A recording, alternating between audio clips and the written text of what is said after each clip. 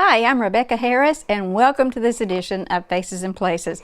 I'm so excited today because we are at the Loft Studio, at this beautiful, beautiful studio, which is located in Columbus, Georgia, which many of you might not even know that it is here, but many people have recorded here, and some fabulous music has come out of here. So the reason I'm here today is because Mike is going to be here with us, and he's going to talk to us a little bit about his experience on The Voice. So stay tuned. He'll be with us in just a minute.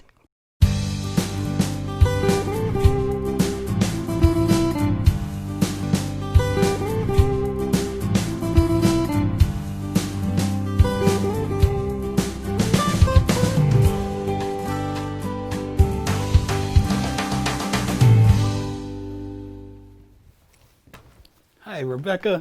Hey, Mike. How are you? I'm wonderful. I'm so excited that you're here today. I'm glad to be here today with you. And I wish I could give you a big old hug, but we have to social distance. That's right. I agree with you. Well, have a seat. I know that you are very familiar with the Loft Studio Yes, I am. and recording and all kinds of musical pursuits. So on Faces and Places, what we like to do is introduce our audience to the person, because you're not just a musician and you're not just somebody who's been on The Voice and is our local celebrity right now. And even though you've built a huge fan base, there's still a lot of people here who want to know more about you. Absolutely. So would you please tell us a little bit about who you are and where you came from and what your goals are? Absolutely. Well, for those of you that don't know, my name is Mike Jerel. I am originally from Ashburn, Georgia, but I've made it to Columbus by way of Columbus State University, Schwab School of Music. Go Cougars! Yay! And I've been here for 10 years now, going on 10 years, and I was a young child brought up in the church, playing at nursing homes and senior centers, assisted living communities with my grandmother. And I grew up with her playing drums. She would go and play piano. She would sing, and as she was doing that, I was her drummer for the gig. And she would pay me a Happy Meal. She would take me to McDonald's. She bribed you. I'll get you a Happy Meal if you just play drums for me. I was like, okay, I'm fine. Let me just get my stuff together. So I would use I had a snare drum case and a snare stand. I would take my snare drum case and I would put it to the side, and I set my snare drum up, with the stand, and put the snare on top. And so I would use my snare drum case as my bass drum, and the rim on the snare is my hi-hat. So, I had this kind of action going, whatever she was singing, I don't know. But that's so cute. That's how I started my music career. The ladies at the nursing home, they love me. They just always love to see me set my stuff. They're like, oh, look at him, he's so cute. Well, what's not to love? I like to think that I was lovable, but I was an active child. I stayed playing on the refrigerators with pens, and growing up with my mom, we were a single parent family household, and we spent a lot of time in church. I grew up listening to a lot of gospel music, Fred Hammond to Kurt Franklin, John P. Key, Smokey Norfolk. Wow. A lot of those people, they were in my mom's CD player, and that was her collection of cassettes back then. She was smart to have that on your radar. Yeah, she wouldn't let me listen to anything else. Gospel music was it. It was nothing else. No R&B, no soul, no jazz, all gospel. So, my mom was very strict about that, and that's how I grew up listening to music. And over time, things just started to change as I got into band. I started playing trumpet. I became interested in jazz music. How old were you then? 6th grade was when I started beginning band. And I initially wanted to play saxophone. And my band director was like, nah, you're not a saxophone player. You're a brass player. So it's either going to be trombone or trumpet or baritone. So I ended up going with trumpet, which is why I became a big Miles Davis fan. I bought his Kind of Blue album. It was one of my favorites to listen to. I still have that CD somewhere. What else was I listening to? Louis Armstrong, a lot of things. And I graduated from from Turner County High School, being drum major, band president, all those things. I got a chance to participate in the marching band, symphonic band, the jazz band there. And I also went to literary meets with the choir. So we did men's quartet. I did male solo sometimes, but I wasn't in chorus. He allowed me to play. He was like, you can be in band and I'll let you go to literary meets, but you got to stay on top of both of them. So that was my high school career. A lot of music, a lot of church, and I ended up going to Abraham Baldwin Agricultural College in Tifton, ABAC, and I studied liberal arts there, where I was in all of the bands again. I was in concert band, jazz band, brass quintet, plus the concert choir and the chamber choirs. And so we did a lot of activities. I also participated in the gospel choir there as well. And I was really busy at ABAC, and then I left there and came to Columbus State. And I went to Schrobe School of Music. And unfortunately, I wasn't able to play trumpet as much as I wanted to. But all of the different ensembles that I was able to participate in while I was at Columbus State was extremely, it was a great opportunity. I saw a lot of growth in a lot of different areas, classically. So I'm here now. Well, all right. I just want to say kudos to all of your teachers Yes. who saw your gift, and I want everybody out there to realize how important music is in the schools. It really is. Because you see, as a result, this is what happened. Yes, yes. If you had not had that opportunity in school, no telling what would have happened. That's so true. That's so true. And I'm thankful for my mom and my grandma for Right. those. You know, my mom let me make noise around the house. My grandma encouraged me to play piano. She encouraged me to play drums. She encouraged me to sing. And so, like, in whatever musical endeavor that I was aiming for at the time, depending on what age I was, they were all, you know, it may have been aggravating, but they was like, go do it over there. You can do it, but don't do it in the same room. Play trumpet on the other side of the house. And that was very important to me growing up, because, you know, sometimes I understand that parents may get their patience runs thin with kids sometimes, especially with music, and when it's not as pleasing to the ear initially. That can be something hard to deal with. So I'm just thankful. I'm really blessed. I'm thankful, and thankful for them pouring into me and never giving up on my dream. That is wonderful. And I've known you for a pretty good while now, and I see how humble you are and how loving you are, and I think you also inherited that from your family. Yeah, my mom, and just having them pour into me as much as they did as a youth, as a child.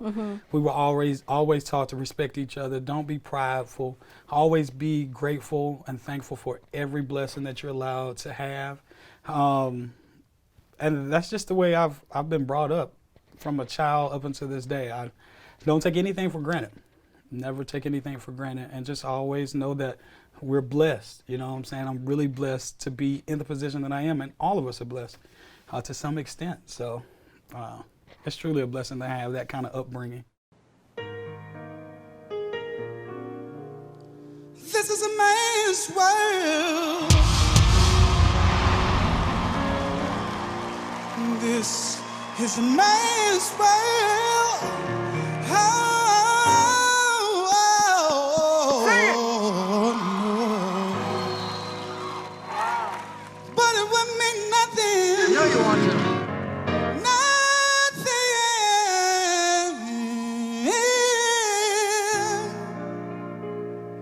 without a woman or a girl.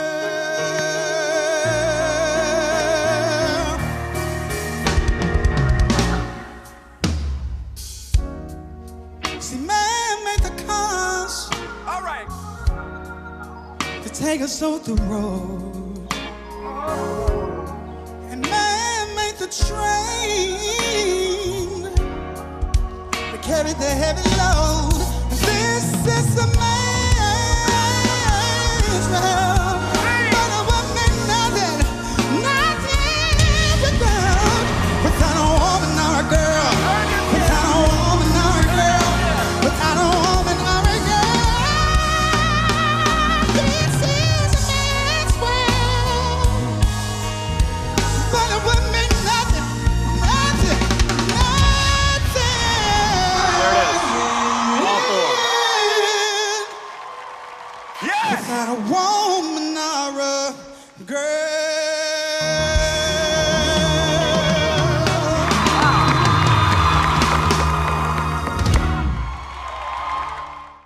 know that you've had a lot of interviews about this. So what I want you to do now is just tell us a little bit about how you feel about it now, that the dust has settled a little bit and you're back home and you're looking at what the future holds for you. So tell me a little bit about that. Well, right now, I'm grateful, like I said, and blessed to be in this position, making it to the top 17 of the live shows out of 50,000 people that they auditioned for the Yes. show. And you look at it and you're like, wow, this has been an amazing journey. I'm super grateful for NBC, The Voice, all of the coaches for even believing in me to make it this far through the competition. Looking back on it, it's something that I don't take lightly. I, of course, a little bit disappointed, but like I said, just to accomplish what I had accomplished up until this point was amazing. Just see myself on TV, to see coaches standing there cheering me on like John Legend and Nick Jonas and Kelly Clarkson, even Blake when they were turning around for me when I was singing It's a Man's World, which I think was my favorite performance of all of them, just because of the message that it had. Right. I used to sing that song a lot at all the clubs, a lot of the places and the bars and the clubs that I play at around town. Even on the road, it's a crowd favorite for me to sing. But for whatever reason, when I sang it that day, it was a deeper meaning. Yes. And I thought about the words that James Brown wrote when he said, it's a man's world, but it wouldn't mean nothing without a woman or a girl. And I was like, man, that's a powerful statement right there, because, yeah, we see that this world that we live in is run by predominantly males, but we would not be here if it wasn't for the woman, because the woman is who brings us into the world, and she carries us and she nurtures us, and with her being our vehicle into this world, and to have my mom there, Yes. oh man, that was it was something special. And honestly, when you walk out on the stage, you kind of black out. And so I didn't even remember my mom standing on the side over there. I didn't notice her until I had actually finished the song. I had come down just from performing and being like, okay, this is happening. All four coaches are looking at you. Their chairs are turned. They want you on their team. It's just so many emotions that's happening at one time.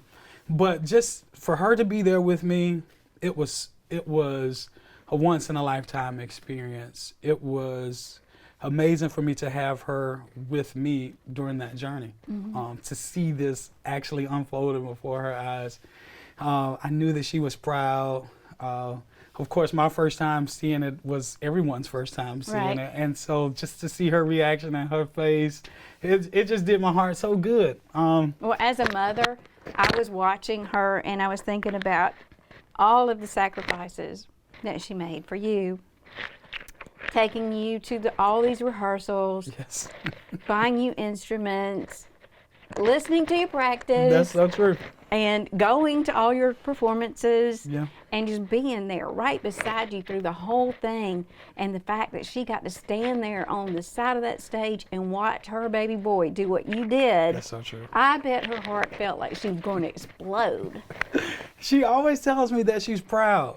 She always expresses how proud she is, how much she loves me, and of all the accomplishments. And she always says, you're doing a whole bunch of things that I've never done. You're traveling all over the world. You're performing in front of celebrity coaches. And I mean, this is something that's new to her. But God gave me the opportunity, and He opened the door for me to be able to walk into it and to go in and do the things that she's never done, or maybe it's things that she's dreamed of doing, because my mom is also a singer. Really? So she sings as well. She used to wow. sing in church, and she would sing right before the preacher would get up and preach, and she would have to usually hand me off to the next person because I was still an arm baby at that point. So she would go up and sing. That's wonderful. She would go up and sing, and the pastor of my home church in Ashburn, Georgia, right now, will still tell the same story today if I was walking to the church, and he will always say, as soon as my mom handed me to the person that was sitting next to her, I would start crying. He was like, I would just lose it.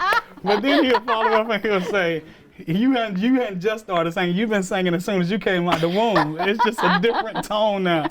And so I get picked up a lot about that now because, I've been a screaming baby ever since my mom was singing in the church. But apparently she passed it down to me through my grandma, through the blood. It's just been something that's been in my DNA for so long. So it was amazing just to have her there, to be able to experience that with me. And I knew my grandmother was smiling from above, just happy with joy. And she's always said that she's proud. She's always cheered me on. Well, I wanted to tell you that seeing your mother standing there looking at you made me cry. Yeah, wow. It's like when I used to go watch my little boy play baseball. You breathe every little breath for them when they're getting ready to hit that ball. Mm-hmm. So when you took that stage, your mom was probably just standing there holding her breath. But, Mike, when you started singing, it was like you were anointed. Yeah, And wow. I feel like it was because so many people were praying for you at that time. And it was like you were in a whole different world, and you just played so beautifully, and the strength that came out of your voice and just out of your presence was just astounding. Wow. I don't know if you see that when you look back at it, but it was like a God thing. Yeah, I agree so much. I really do believe wholeheartedly that it was all God. Like, I remember standing at the door and them announcing the next artist is about to come on set and to come on stage. And I honestly remember walking up the steps, and once I sat down, I think that was it. That was all I remember. I felt like God took the wheel from that point on, and he was just like, I got this ride. We good. We gonna ride this out. And I felt the push. I felt the anointing. And that's one of the things that my vocal coach told me during my preparation. She was just like, understand this and understand that you have an anointing. And when you allow it to fully take control, it will lead you, it will guide you. Mm-hmm. And it did. That day, that performance, it took me and it guided me, and it was something that was out of my hands. I'd literally tell people that I felt like it was an outer body experience. Right. To some extent, because I didn't feel like it was all me. It felt like that watching you. Yeah. And regardless of the outcome of this, that major experience that you had of feeling that where God just totally took control of you and put it out there is something that changed your life. It did. It did. Changed my life forever. It was an experience that I am often left speechless. Even after watching and even after seeing it, it's just like, wow. It was all God. I didn't have control. Mm-hmm. I put it all in his control. Wow. It's really, really amazing. And while we're here at the Loft Studio, and I'm so thankful that you guys are watching this and having the opportunity to get to know Mike, because you truly are a genuinely sweet person. Oh, and very humble, and you have a heart after God. And so your fan base has grown so much just because people got to know you. And your talent is just really, really amazing. So while we have this loft studio in this beautiful setting, I want to ask you if you would go into the recording room with me, and will you play a little bit for us? Sure. I love to do that. All right. Well, y'all stick around and join us in just a second.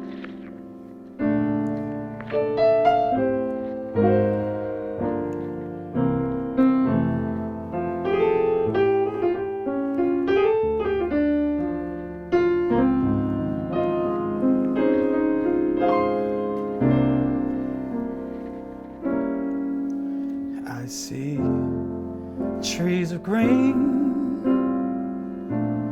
red roses too. I see them bloom for me and for you, and I think to myself, what a wonderful world. Ooh, I see skies of blue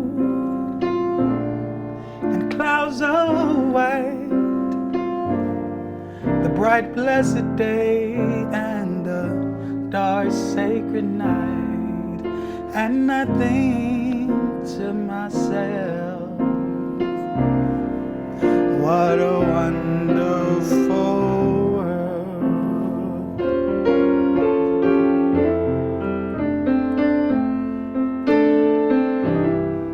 The colors of the rainbow, so pretty in the sky, and also the faces of people going by.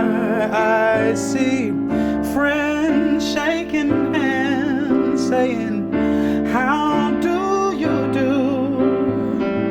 But they're really saying, I love you. I hear babies crying, watch them grow. They'll learn much more than I'll ever know. And I think to myself, what a wonderful world. Oh, and I think to myself, what a wonderful world.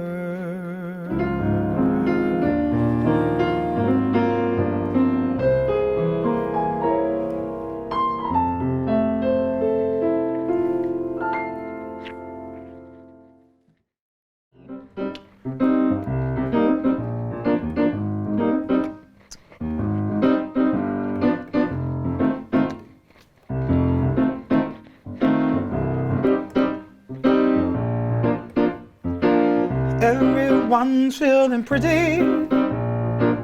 It's hotter than July. Though the world's full of problems, they couldn't touch us even if they tried. From the park I hear rhythms, Molly's heart's on the books. Tonight there will be a party at the corner at the end of the block. Hey, didn't know you will be jamming until the break of dawn. But you nobody ever told you that you will be jamming until the break of dawn. We're ready jamming and jamming and jamming and come on.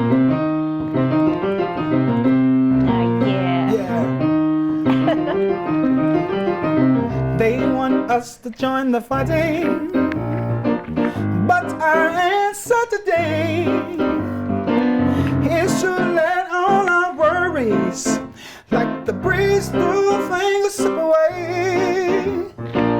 Peace has come to Zimbabwe. Third world's hearts under one.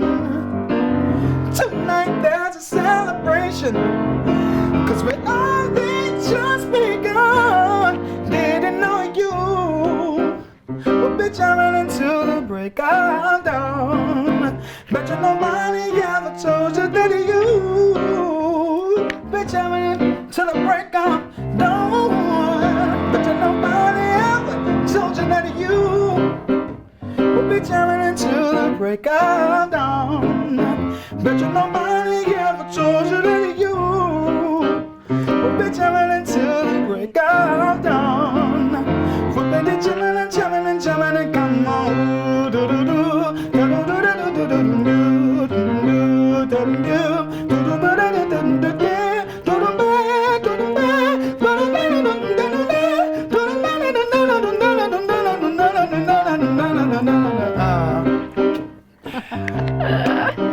I'm loving it.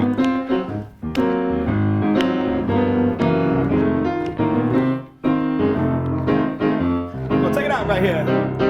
Yeah, yeah. Didn't know you would be jamming until the break of dawn. Bet you nobody ever told you that you would be jamming until the break of jamming, jamming, jamming, jamming, jamming. It's one of my favorites to cover too. I actually did a Stevie Wonder tribute concert here at the Loft. I think it was, I don't even remember what year it was, but that was when I had my locks, and it was a packed house, an amazing band. We did all of the classics by Stevie, and that was one of the favorites. I butchered that in just a little bit. But. Oh, no, you didn't. You did it a little different, but you didn't butcher it at all. Well, that was his live version. I watched one of his live albums, and I took that ending from his album, but that line is so complex when he goes, man, so many, it's just iconic. It's an iconic line. It's amazing. So Stevie's, he's a GOAT, all in his own category. He's got his own, he's in his own, he's a catalyst. Yes, but the talent that you have, that you can play that, is just amazing. Oh, well, not anybody can do that. Thank you. Thank you.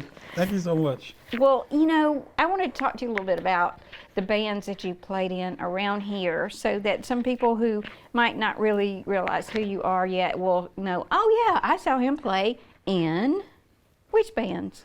So there are a few different bands you might have seen me play in. I've been a part of my own band that I've started, which is the Chemistry Project Band. I love Chemistry Project. Which is that's a very popular band in the area. A lot of people, a lot of Columbus and Tri-City area know about us, and then there are a lot of people that don't. But the Chemistry Project is one of the bands that I perform in.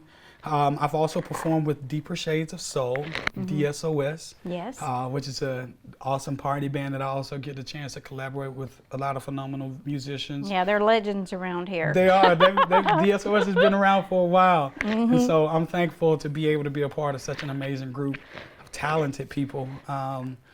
I've also played with Parliament Funk Connection. Oh, wow. Which is a connection of Parliament Funkadelic. And we do the costumes. I'm the Trojan in the band. And so I get a chance to sit back in the back That of my sounds like so much fun. Yeah, it's a lot of fun. We get to play all the Parliament songs. And of course, some of my former bands that I played in, I played with River City Horns for a little while I was here in Columbus. And church, I've also been playing in churches here for a while. Well, I've only been at one church predominantly for the most part, which is New Testament Christian Center Church on Macon Road. And that's been my musical involvement in the community. I volunteer out at the nursing homes, and I've had one specific group one specific senior center that I've been going to a lot, which is Brookside Glen. And they are a memory loss facility where they assist those with Alzheimer's disease and memory loss. And I have the opportunity to go and provide music for them when I'm off, when I wasn't on the cruise ship and when I wasn't doing stuff with The Voice. Right. It was something that allowed me to get back to home. It reminded me of growing up with grandma and going in and playing. And so I've been fortunate enough to be able to share that gift with them. And your music that you take to them, even though some of them might not remember what's going on with them 30 minutes before then, you walk in there and you start playing music, it brings them right back to that moment. Absolutely, absolutely. Just like anybody else, if you hear a certain song, it'll take you to a time. Yes. Or memory. Yes. And it's amazing that you do that. It really is. It's a really awesome experience just to be able to, like you said, give them something that's, that they can hold on to. Like you said, when you hear a song that you haven't heard in years, you go back to the time you heard that song, where you were when you were hearing it, and what you were doing at that time. And so it's amazing. Like I said, just power of music. It is. It's so powerful. It's such a powerful tool, and that's why we love it today. I think that I'm still learning. I think I'm still growing as an artist. Actually, I know I'm still growing as an artist because I grew up listening to only gospel music, but not knowing that Earth, Wind, and Fire existed, not knowing that Stevie Wonder was out hauling those Bobby Caldwell. I didn't know that these people even existed until I was 25, 26 years old. And then being introduced, trying to catch up on all those years of music, I'm just constantly learning about new artists, new songs. And it's something that I'm just like, if it works, great. If it doesn't, I might have to go back to the drawing board. But I'm open-minded. I'm willing to try almost anything.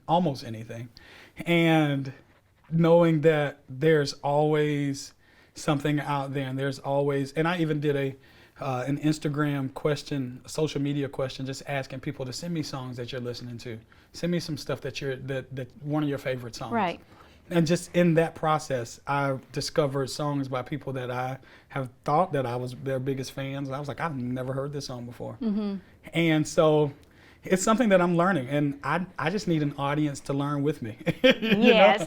that's an exciting journey to go on. Absolutely. Because you're constantly changing Absolutely. and reinventing yourself. Absolutely. With every experience that you have to kind of regroup and reinvent yourself. Absolutely. And so now you're at this stage that is so exciting, and in a way, I was sorry that you didn't get any further than you did on The Voice, but I knew that God had a much bigger plan for you, and those experiences that you had when you were there only helped you build your confidence. Absolutely. Absolutely. And give you a fan base. Yes. Thank you, fans. Yes. Thank So you. what we need you to do is stay in touch with Mike Yes.